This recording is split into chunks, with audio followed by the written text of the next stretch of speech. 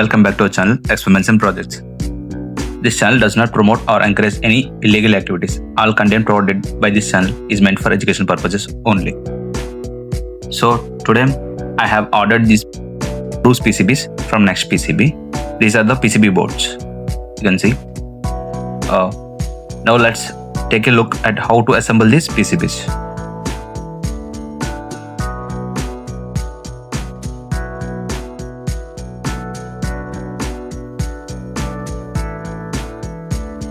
So these are the required components: an SD card, switches, like a pair of switches.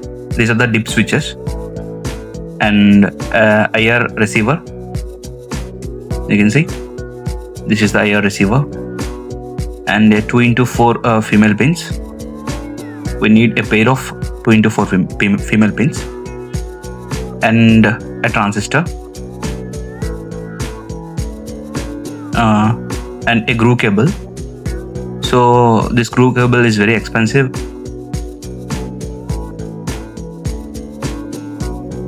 So some resistors also, and yeah, we need SMD solder paste. You can see this is from Mechanic brand, SMD solder paste. This paste was very good, and we need a tweezers. So this is the tweezer, but select the anti-static tweezer because that will not damage your parts, and some male bend pins and a female pins also. Now let's solder the components on the board quickly. First you should apply solder paste on the pads. So apply on pads properly. Apply a very little amount of solder paste on the pads. Don't apply over solder paste. My suggestion is to use a heating bed for a proper soldering, or any heating element like PTC heaters are there. You can use the PTC heaters for the soldering. In this video I am using a soldering rod and a point-tipped bit for soldering because I don't have any heating elements or heating plates, so I'm using the soldering rod. So properly place the resistors on the soldering pads. So my suggestion, definitely use a anti-static tweezers, not the regular stainless steel tweezers.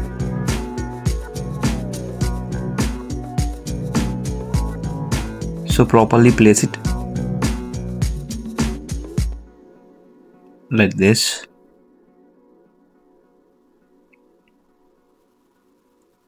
Yeah, I have placed the resistors.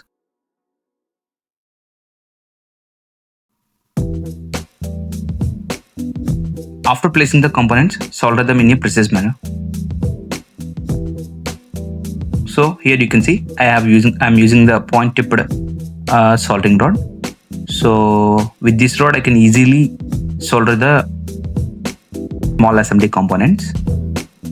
But for a precise soldering, you must use the PTC heaters or any heating beds. So this is how I have soldered the components.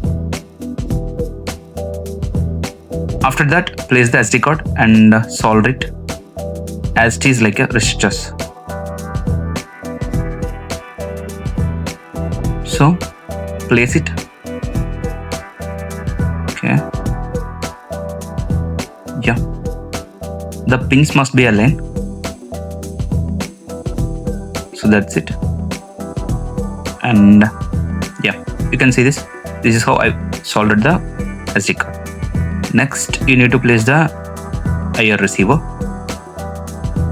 like this, and bend these extra pins on the board, and apply some solder paste and solder the pins. After that, cut the extra pins with a cutter. Later, place the transistor as it is, like the IR receiver.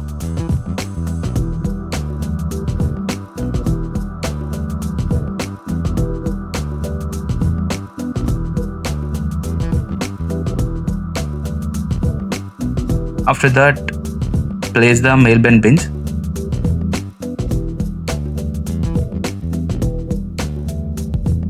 Make sure you place it properly on board like this, and after that solder the pins.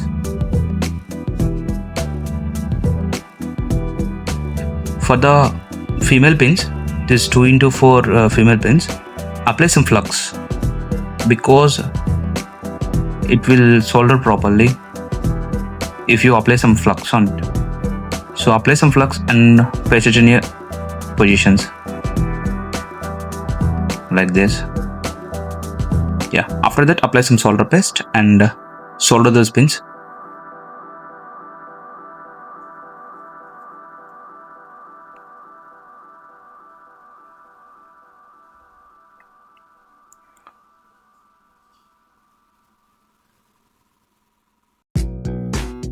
So finally I have soldered the 2x4 female pins, and this is the 4 female pin used for the GPS and NFC tag. You need to place it properly and solder it on board like this. Like this, you need to apply the solder paste and solder it using the iron rod R.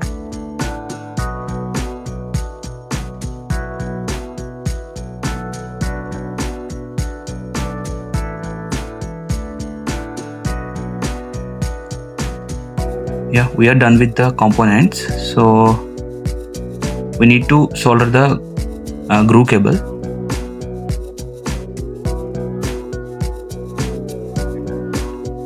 So this is the groove cable. Remove some PVC from the wires and solder them like this.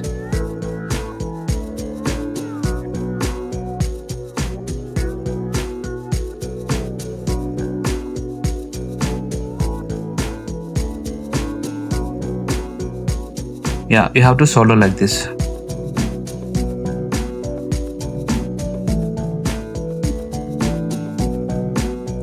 Let's take the switches for the board.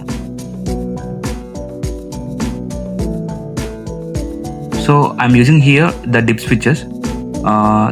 These are not the main switches for this board, but these switches fit for this board. So I am cutting the extra pins from the switches and have soldered it on board. So I'm again saying that these switches are not the perfect switches for this board, but the main switches are not available. So I'm using these switches for this board. So remove some pins and apply some solder paste on the pads and place the switches and solder the switches on board.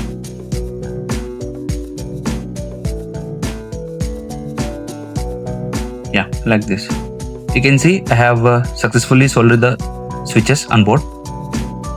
Now we are done with the soldering.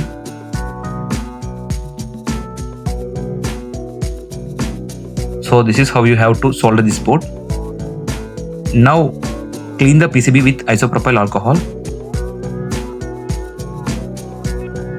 So this is the isopropyl alcohol.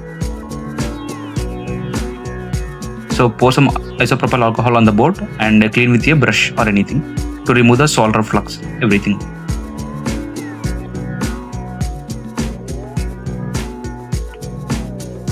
So this is how finally the PCB looks like, and you have to. You can see I have down the female pin because I have soldered it on upside, but I'll take it to downside for the compatibility of the NFC tag. So you need to solder it like this in the downside, not from the upside.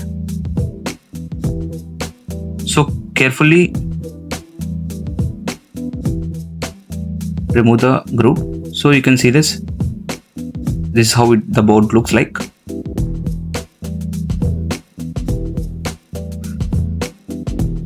So carefully lock the groove with the M5 stack like this.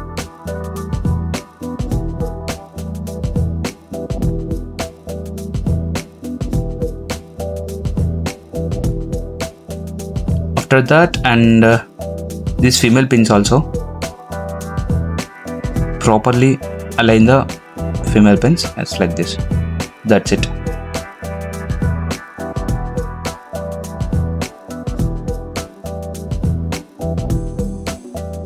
Now we need to test the components one by one on this board.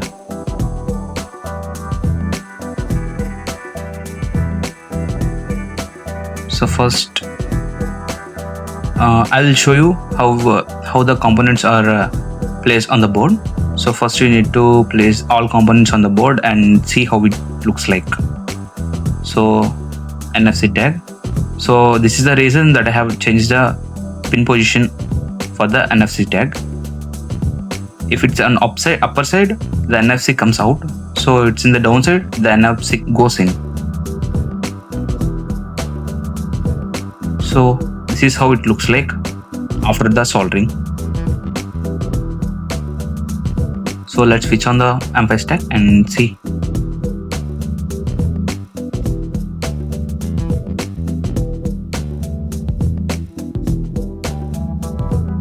So before that, this video is sponsored by the NextPCB. They have a wide variety of services like PCB assembly, prototyping, etc.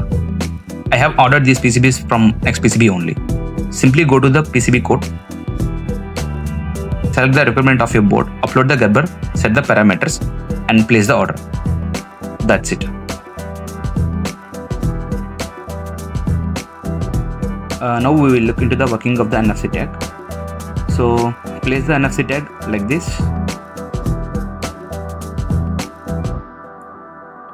So place it properly and switch on the switches of 5, 6 and 7 pins. So make sure the remaining switches will be off. And now touch the tag. Navigate to the NFC tag like RFID tag. Now place the tag close to the NFC. So you can see the tag is detected. So you can read the tag, you can clone the tag, you can check the tag, you can erase the tag, you can write the tag, save the tag, load the file, many more options. You can store the tag details. It's working perfectly.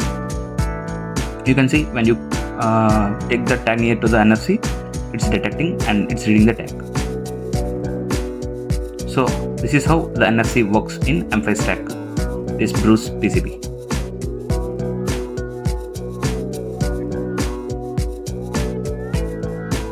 Yep, that's it. This is how the NFC tag will work.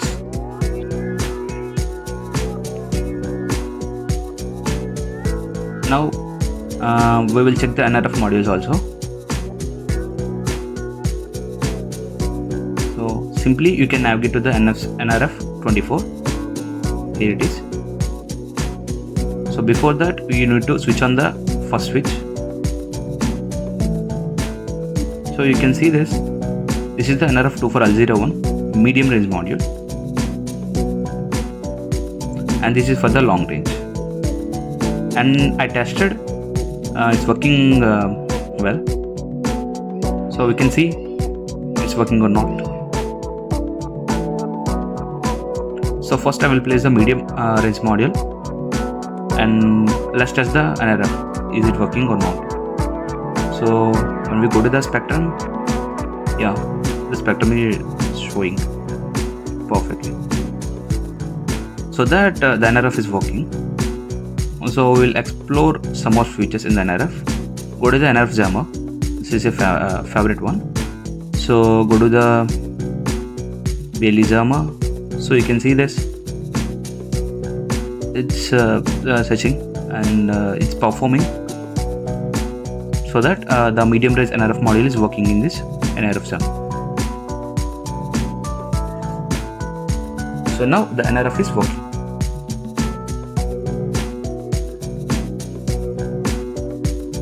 So remove the medium range.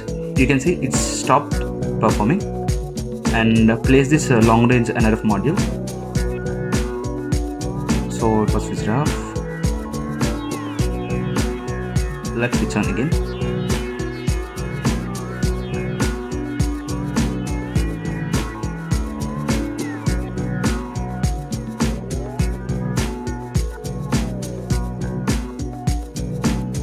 navigate to the NRF jammer, display mode.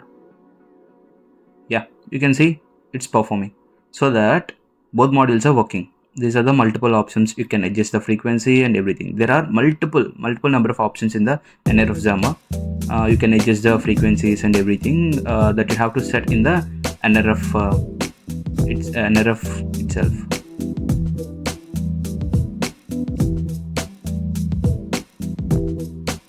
So let's get back and test the IR also. Go to the custom IR and IR read and navigate to the IR read. Now I'll take my TV remote and I'll test it. So this is the TV remote, and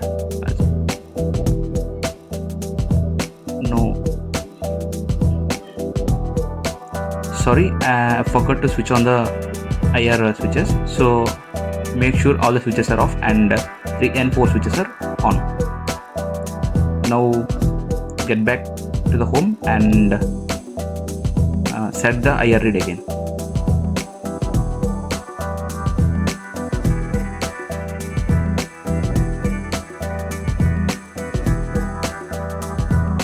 I have switched off and I'll restart the M5 stack again.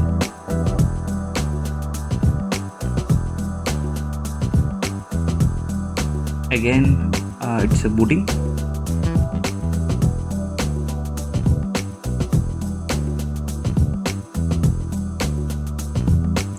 So now navigate to the IR read and the custom read. So the switches are on and the IR is ready to read, and I'll take my remote. You can see this. The IR is reading. So it's reading successfully, and we can play back the signal also, and we can store the signal as well. We have SD card support also.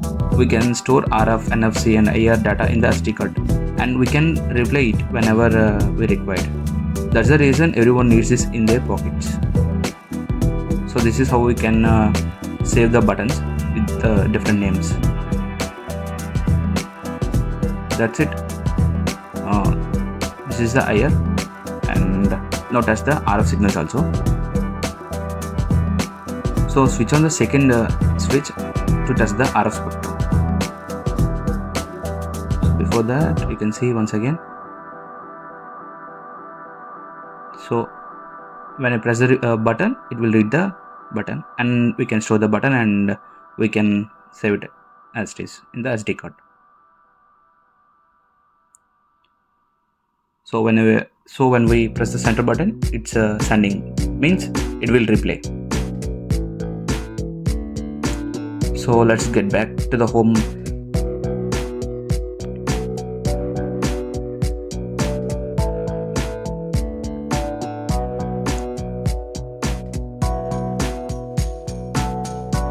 So this is the RF module CCW101. So navigate to the RF, and now we can scan or copy. So it's showing that it's ready to copy the signals. That means the RF is working, but unfortunately I don't have any RF remote, so I cannot show you in this video that how it performs, but I'm sure that it's working. If it's possible, I'll definitely post a shot in YT.